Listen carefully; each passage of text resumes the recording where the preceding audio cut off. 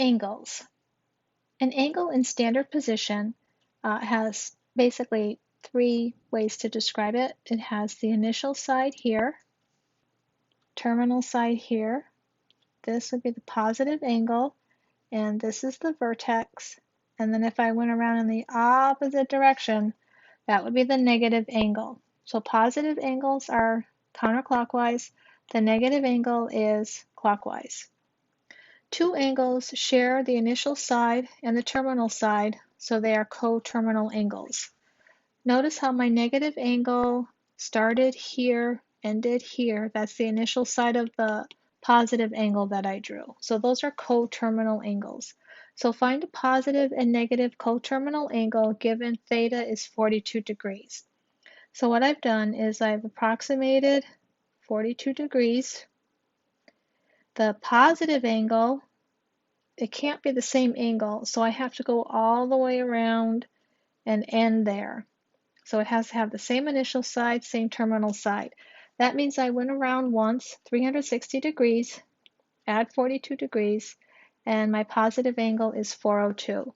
My negative angle is going to start on the initial side and go around. So the negative angle is going to start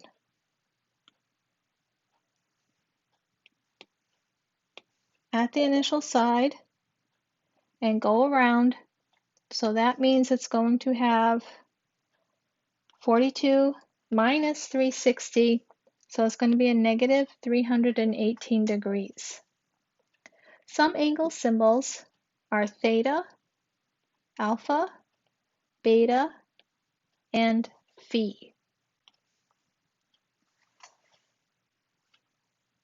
If I have my general axes, x, y, I can label all my degree measurements.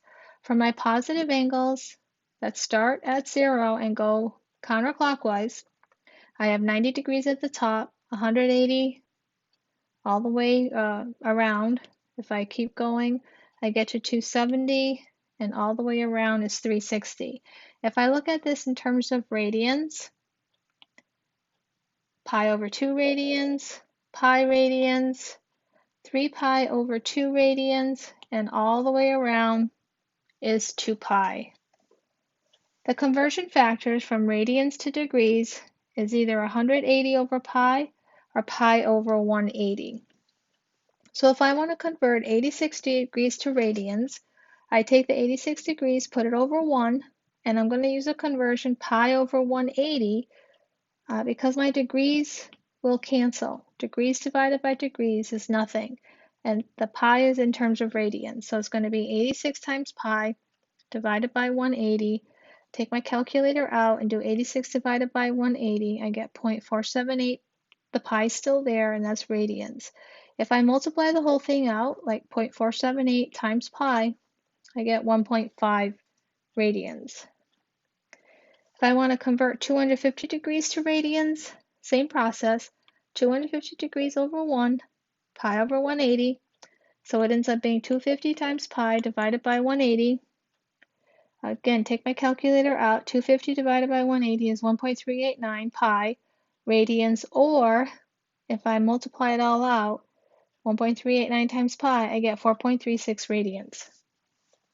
If I want to convert radians to degrees, let's say pi over 4 radians to degrees, it's going to be pi over 4. This time I'm going to use 180 over pi. This way my pi's will cancel. So I'm going to end up with 180 over 4. Divide that out. It comes to 45 degrees. If you don't have pi in your original number, it's okay. You just take the 1.72 over 1 and then use the same conversion factor, 180 over pi. This time it's going to be 1.72 times 180 divided by pi, and that comes out to 98.54 degrees. Angles in standard positions will look something like this. In quadrant 1, you'll have a positive angle, again, from the 0 to the terminal side. Quadrant 2 angle will look like this. Quadrant 3 angle goes over to the third quadrant. And finally, quadrant 4 angle goes over to the 4th quadrant. Another way that we can express degrees is a little bit more accuracy, and it's in the what they call degree, minutes, and second form. It's kind of like if you were looking at your clock. You have the hours, minutes, and seconds. It's very similar to that. It's just a more in tuned or more exact measurement. So it's DMS. So if I want to go from decimal degree to DMS, I take the decimal part of the number and multiply by 60. This will be the minutes. If the number obtained is not a whole number, then multiply the decimal part by 60. This is the seconds. So as an example, if I have 53.45, the 53 will stay in the final answer in all of these. Like this one, the 28 is in the final answer. So you don't touch that. You're just working with the decimal part.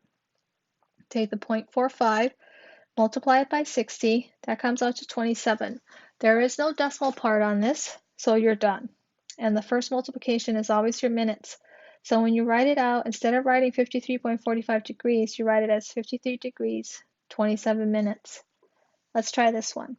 28.2768 degrees. So I take the 0.2768, multiply it by 60, and it comes out to 16.578. The 16 part is part of my answer, but because it had a decimal, see this one didn't have a decimal, I have to do it again. So I take the 0.578, multiply it by 60, and I get 34.68. This is my seconds, so I round this up, or however you round it, but this one rounds up to 35, so that'd be 35 seconds. So it's 28 degrees, 16 minutes, 35 seconds. If I want to convert DMS to decimal degrees, so go backwards now. You divide the seconds by 60 to obtain the decimal minute. Add the decimal minute to the given number of minutes. Divide the sum of the minutes by 60 to obtain the decimal degree. Add the decimal degree to the given number of degrees. As an example, 78 degrees, 43 minutes. I want to express it as a decimal. I take the 43 divided by 60. It comes out to 0.7168 or 7167. Since I don't have any seconds on this problem, this is basically done. So my answer is 78.7167 degrees. Notice, even in this one, the beginning part number stays. You're just working with the minutes and seconds to get it into decimals. Let's try the next one. 135 degrees, 7 minutes, 39 seconds. This one has seconds.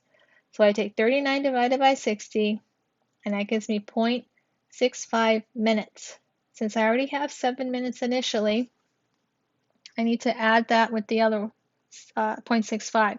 So now I have a total of 0.765 minutes. So I take the 7.65 minutes divided by 60, and I get 0.1275. This is finally degrees, so now I add that back with the 135. So I got 135.1275 degrees.